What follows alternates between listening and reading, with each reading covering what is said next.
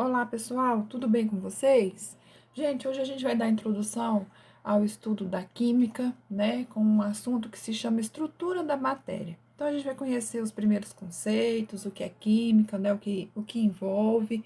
Então, a gente vai ser conceitos bem fáceis, alguns ainda relacionados ao nono ano, ao oitavo ano, ok? Então, a gente vai começar falando inicialmente sobre a definição de química. A química é uma ciência que surgiu da curiosidade humana. As pessoas queriam saber a composição das coisas, como era o funcionamento. Então, ela é definida como a ciência que estuda a matéria, suas transformações e as energias envolvidas nesse processo. Bom, como eu estou falando aqui de matéria, vamos ver a definição de matéria. Matéria, gente, é tudo que tem massa e ocupa lugar no espaço, ou seja, tem volume. Mas o que é massa? Massa é uma quantidade, né, uma porção de matéria de um corpo. Então, olha, unidade é o quilograma, mas a gente também trabalha com grama, miligrama, né? Depende aí da quantidade. Então, olha só, se o pãozinho ele é de 100 gramas, essa é a massa dele. 100 gramas, tá? Se uma pessoa, um adulto, pesa 70 quilos, a gente fala peso, mas é errado, peso é uma grandeza física. Então, o correto é falar massa. A massa dessa pessoa é de 70 quilogramas, certo? Então, vejam, 1 quilo equivale a 1.000 gramas e 1 grama equivale a 1.000 miligramas, certinho? Para volume, a gente vê que é o espaço ocupado por um corpo. A unidade para volume é o litro, mas a gente também pode trabalhar em ml. Então, por exemplo, você pode ter um refrigerante com 350 ml de volume, ou 600, 1 litro, 2 litros, depende, né? Então, vejam, 1 litro, gente, equivale a 1.000 ml, tá? Esse M aí da frente é de mil, de ml, mil.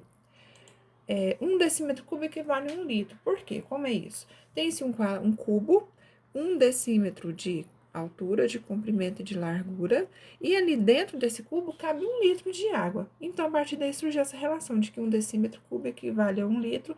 Isso aí é só título de curiosidade, a gente não vai estar usando muito não, tá? A gente vai usar mais o litro e o ml.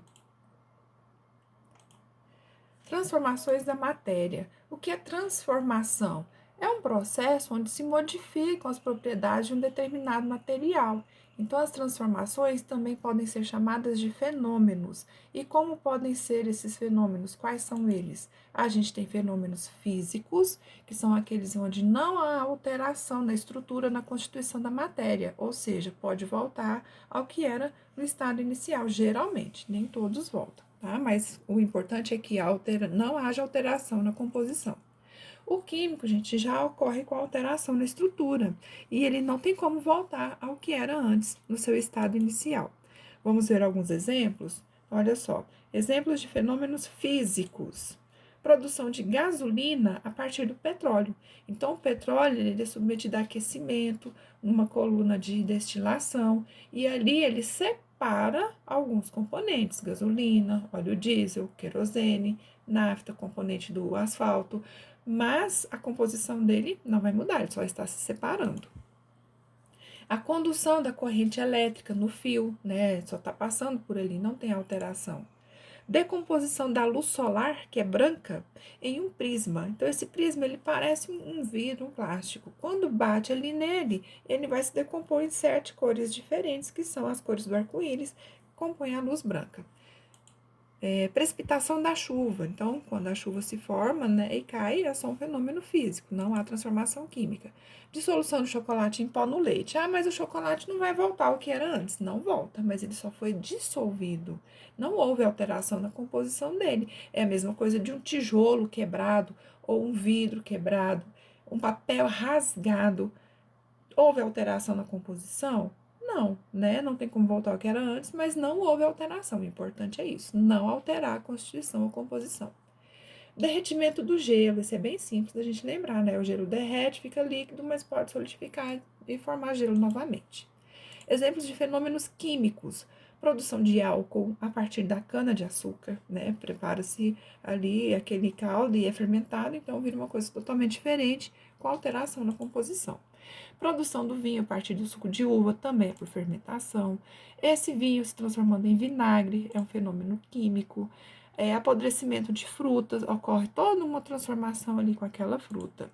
Amadurecimento de frutas também são liberadas substâncias para que haja esse amadurecimento. Cozimento de ovo ou qualquer outro alimento, a composição é alterada. Formação de ferrugem em um portão ou qualquer outro objeto de metal. E o comprimido efervescente quando é adicionado à água. Então, por exemplo, sal de fruta, o sonrisal, quando você coloca na água, ele reage, transforma-se em coisas diferentes. Então, é um fenômeno químico, ok?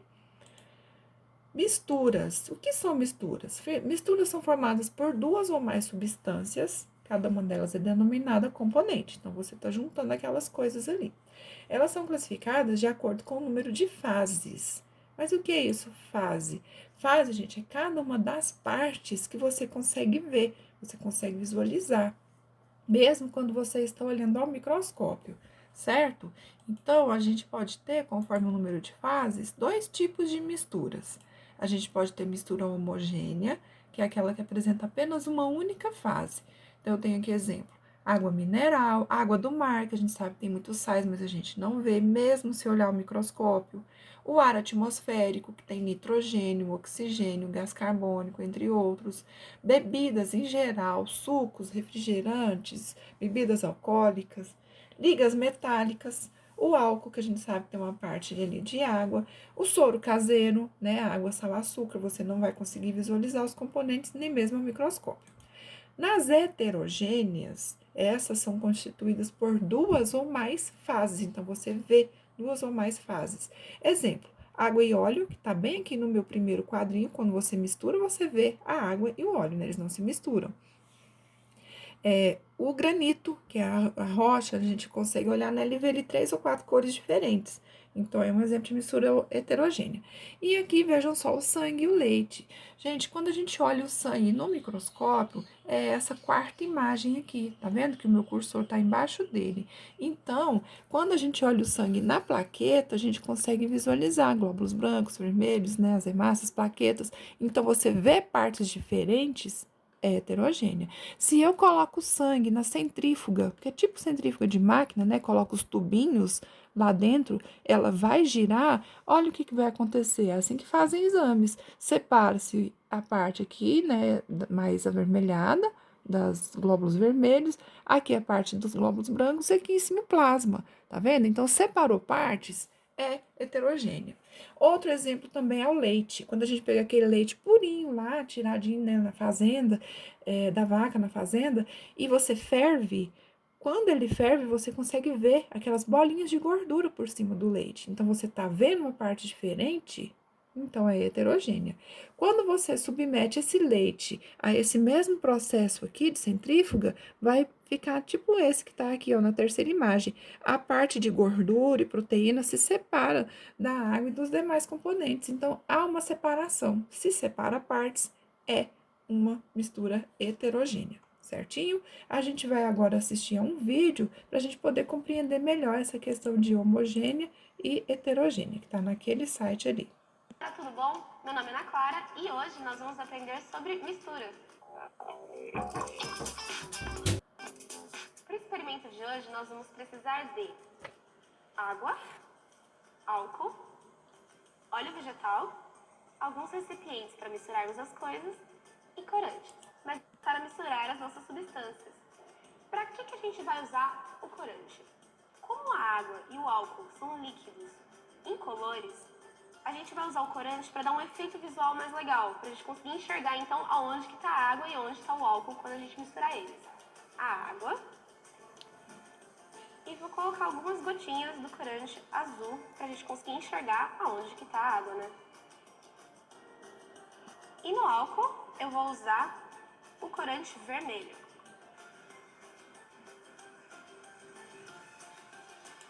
Assim, com todos os líquidos coloridos, é só misturar.